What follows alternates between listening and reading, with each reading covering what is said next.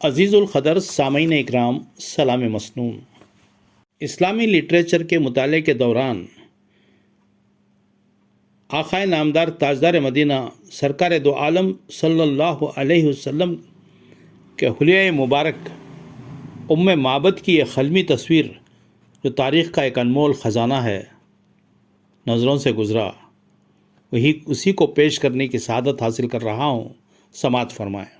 بسم اللہ الرحمن الرحیم۔ حلیہ مبارک۔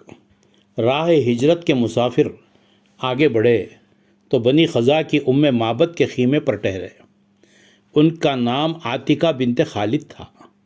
ان سے کہا، کھانے کو جو کچھ ہو قیمتاً ہمیں دو۔ عرض کیا، مہمان نوازی سے کبھی کوتاہی نہ کرتی، لیکن یہ دن قحط کے ہیں، گھر میں کچھ بھی نہیں۔ ارشاد ہوا، یہ بکری کیسی ہے؟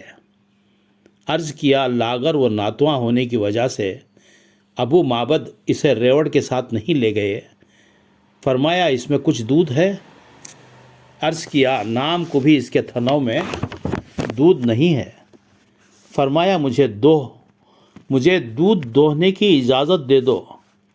ام معبد سے ایک بڑا برتن مانگا اور اللہ کا نام لے کر تھنوں پر ہاتھ پھیرا تو اس سے دودھ اتر آیا۔ دیکھتے ہی دیکھتے برتن بھر گیا۔ پہلے ام معبد کو پلایا، پھر دوسروں کو، آخر میں خود پیا۔ فرمایا، لوگوں کو پلانے والا خود آخر میں پیتا ہے۔ دوبارہ دودھ نچوڑ کر برتن معبد کے باپ کے لیے چھوڑا۔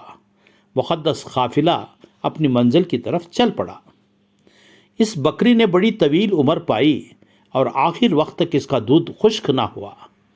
ابو معبد ریوڑ چلا کر واپس آیا اور دودھ سے بھرا برتن دیکھ کر حیران رہ گیا۔ ام معبد نے کہا، یہ ایک برگزیدہ انسان کا ادھر سے گزر ہو رہا تھا اور سارا قصہ سنایا۔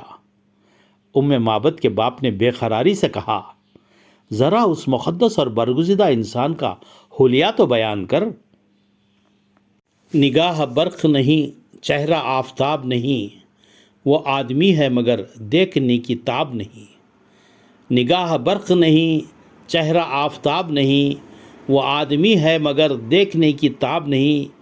میں نے ایک شخص کو دیکھا جس کی لطافت نمایاں، جس کا چہرہ تاباں اور جس کی ساخت میں تناسب تھا، پاکیزہ روح اور پسندیدہ خو، نہ فربہی کا عیب نہ لاغری کا نقص، نہ پیٹ نکلا ہوا نہ سر سے بال گرے ہوئے، چہرہ وجیح، جسم تنومند اور خد موزوں تھا، آنکھیں سرمگیں، فراغ اور سیاہ تھے، پتلیاں کالی اور ڈھیلے بہت سفید تھیں، پلکیں گھنی اور لمبی تھیں، آبرو ہلالی باریک اور پیوستہ، گردن لمبی اور سراہی دار، داڑھی گھنی اور گنجان، سر کے بال سیاہ گھنگریالے، آواز میں کھنک کے ساتھ لطافت، بات کریں تو ہاتھ بلند فرمائیں، کلام شیریں اور واضح، نہ کم سخن نہ بسیار گو، گفتگو اس انداز کی جیسے پروئے ہوئے موتی،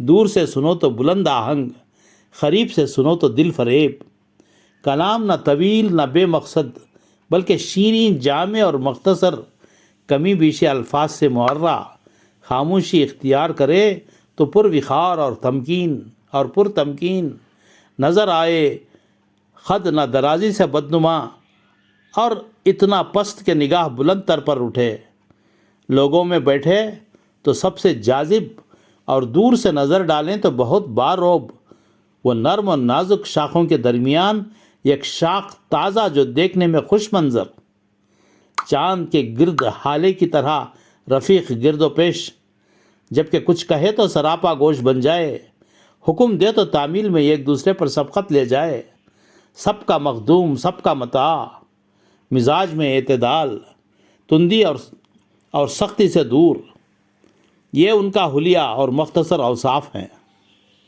ابو معبد نے کہا، یہ وہی ہاشمی اور قریشی ہیں جس کا ذکر مکے میں سن چکا ہوں، کوئی سبیل نکلے ان کی صحبت کا ارادہ کر چکا ہوں۔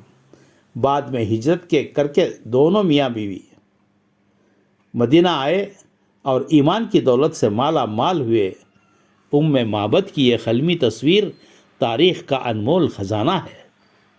معبد کی یہ قلمی تصویر تاریخ کا انمول خزانہ ہے۔ وآخر الدعوانا ان الحمد للہ رب العالمین۔ اپنے دوست و احباب میں ضرور شیئر کریں اور اس ناچیز کو اپنی دعاؤں میں یاد رکھیں۔ والسلام، ڈاکٹر آر عبدالحمید، آپ کی دعاؤں کا طلبگار۔